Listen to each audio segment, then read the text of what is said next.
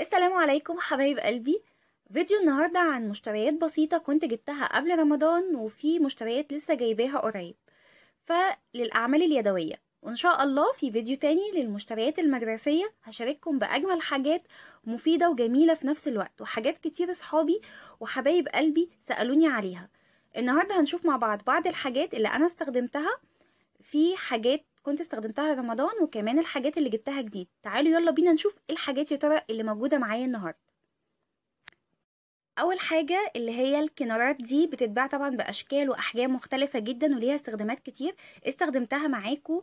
اللون الاصفر ده استخدمته معاكو في مفرش رمضان، وكمان عملت بيه حاجات كتير، هو والبينك والاحمر، دول الالوان اللي كنت انا استخدمتهم لحاجات في رمضان.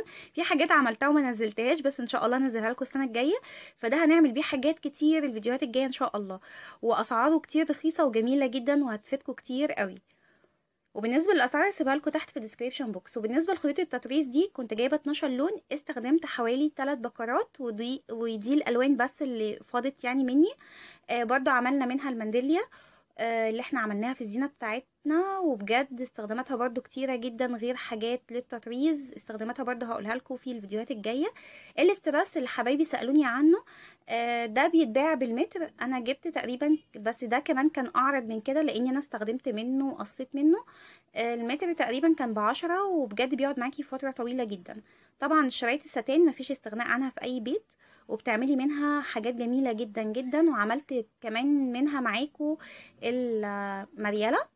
جيت بعد كده مع قماش الخيامية، كنت مشترية القماش ده. اشتريت تقريبا متر ونص، ده شكله. ودي الرسمة بتاعته جميلة جدا. يا ترى عايزاكم بقى تفكروا تقولوا لي ممكن اعمل بيها ايه. انا محضرة لنفسي حاجة هعملها بيها، لكن عايزة اشوف اقتراحاتكم ممكن اكون اعمل بيها ايه عشان اشارككم بيها فيديو ان شاء الله. فكروا كده ممكن تتعمل ايه. القماشة بتاعتها جميلة جدا. الوان الرش طبعا بنستخدمها للحاجات القديمة بنجددها. وكمان بنستخدمها لحاجات كتيرة جدا موجودة في البيت، وبتبقى سهلة وبسيطة وكمان بتجف بسرعة. الجلو اللي اتسألت عليه اكتر من مرة في فيديوهات الديكوباج عندنا بتاع المدرسة اللي انتوا شايفينه ده، بيتباع في المكتبات. والتاني ده اللي هو ده بقى البديل ليه لو انتي مش لاقيه التاني في المكتبات، ده عند اي محل دهانات هتلاقيه. ده النوع اللي انا جبته، اسمه غراء ابيض فاخر شفاف. وجبت كمان الخرز ده، هنستخدمه مع بعض في حاجات كتير جميله قوي وكيوت، مش هتخطر على بالكم تقدري تعملي بيها ايه. برضه عايزاكم تفكروا ممكن نعمل بيها ايه. بعد كده هنشوف مع بعض الاساتك دي، برضو ليها استخدامات كتيرة جدا وجميلة، وبرضو كنت مستخدماها معاكم في طريقة تعليق الفرش بتاعتي في تكريفها، وليها حاجات تانية كتير. البرونز ده عينات صغيرة بس جميلة جدا، 12 لون جمال قوي، وبرضو ليهم استخدامات كتيرة. طبعا البرونز ده في تزيين حاجات كتير، وزي ما قلت لكم كل الاسعار هسيبها لكم تحت في الديسكريبشن بوكس. ده برضو مغناطيس هنستخدمه برضو في حاجات، واعواد الشيش طاووق ما اقدرش استغنى عنها اكيد.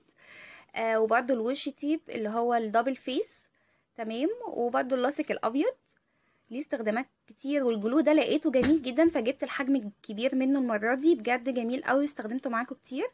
وجبت كمان المره دي الوان اكليريك. النوع ده اول مره اجربه. انا كنت دايما بجيب من جرير، بس ده اول مره اجربه النوع ده، فهجربه ان شاء الله واقول لكم تجربتي عنه. فجبت عينات بس بسيطه، وبرضه هنستخدمها مع بعض. ودي كده كان الجزء التاني من المشتريات. نيجي بعد كده الجزء التالت خاص بالورقيات بقى وكده. ده الشمع. طبعا انا خلصت الكيس اللي انا كنت جايباه معاكم قبل كده، فيه 50 شمعة، بس النوع ده كويس جدا اللي هو ماليزي، بجد جميل. يعني اتمنى ان انتوا تجربوه فعلا وتجيبوه. جبت كمان الورق الكريب ده 12 لون زي ما انتم شايفين، هنعمل بيه حاجات كتير جدا وديكورات حلوة قوي قوي قوي ان شاء الله هتعجبكم. وده اسمه، تمام. وكمان ورق الكوريشة اللي عملنا بيه الزهور، وعملنا بيه كمان ستارة من الورق. وليه استخدامات تانية كتير، كنت محتاجة اللونين دول فلقيتهم فجبتهم. يعني انا بجيب الحاجات اللي انا محتاجاها. ودي الاظرف برضه هنستخدمها في البوليت جورنال والبلينر، وليها استخدامات كتيرة جدا. دي اظرف عادية، الكيس فيه 15 واحد. ودي الاوراق اللي انتوا سألتوني عليها كلكم في زينة رمضان اهي، دي 250 ورقة اسمها رويال. ودي الالوان بتاعته، بس طبعا انا مش دول ال 250، انا استخدمت منها ورق كتير جدا زي ما انتوا عارفين طبعا. عملت بيه حاجات كتير، وبرضه هعمل منه حاجات كتيرة جدا. الورق الفوم برضه اتسألت عنه، ما كنتش لاقيه وقتها الساده، لقيت الجليتر جبت منه، فده اللي فاض مني، الالوان يعني اللي فاضت مني، لاني كنت جايبه كذا باكيت. تمام، الباكيت فيها 10، وبرضه الاسعار هسيبها لكم تحت في الديسكريبشن بوكس، والاماكن اللي انا جبت منها. ودي الالوان بس اللي فضلت برضه معايا من شغل رمضان. المرة دي بقى لقيت الورق السادة، الفوم السادة جبته، جبت باكت واحد بس، فيه 10 برضو. بس نوعه حلو جدا وجميل جدا، هنعمل بيه حاجات كتير، ودي الحاجات الورقية اللي انا جبتها. بس كده حبايبي، وبكده اكون خلصت فيديو المشتريات. يا رب تكونوا استفدتوا اي حاجه. طبعا الاسعار هسيبها لكم على الشاشه، اكتبها لكم او هسيبها لكم تحت في الديسكريبشن بوكس. ما تنسوش تعملوا سبسكرايب للقناه، ولايك وشير مع اصدقائكم علشان الكل يستفيد، ويشاركونا كمان بمشترياتهم من الاعمال اليدويه. وفي فيديو تاني للاعمال اليدويه ان شاء الله هينزل قريب. وما تنسوش اهم حاجه تفعيل الجرس عشان يوصلكم كل فيديو جديد بنزله. اشوفكم ان شاء الله على خير، ومع السلامه.